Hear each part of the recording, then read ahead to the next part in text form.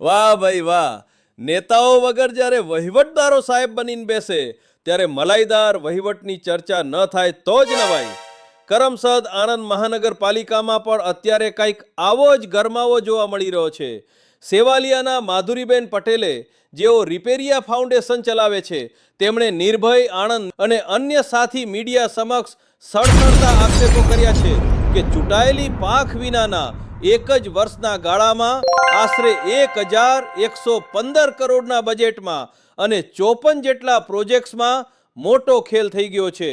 હવે વાત એવી છે કે આ તો હજુ માત્ર આક્ષેપો જ છે, કારણ કે આ ખેલના નક્કર પુરાવાઓ હજુ મીડિયા સમક્ષ આવ્યા નથી.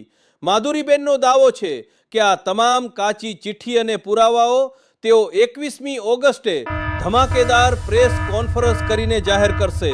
એટલે જ મનપાના અધિકારી સાહેબોને ખાસ ટીપ: 21મી ઓગસ્ટે મનપાનું ફાયર ફાઇટર એકદમ રેડી રાખજો, કારણ કે જો 21 તારીખે પુરાવાઓ સાથે ધરાકો થયો અને ભ્રષ્ટાચારના આક્ષેપોની આગ વધી તો એ ઓલવવા માટે ફાયર બ્રિગેડની જરૂર ચોક્કસ પડશે.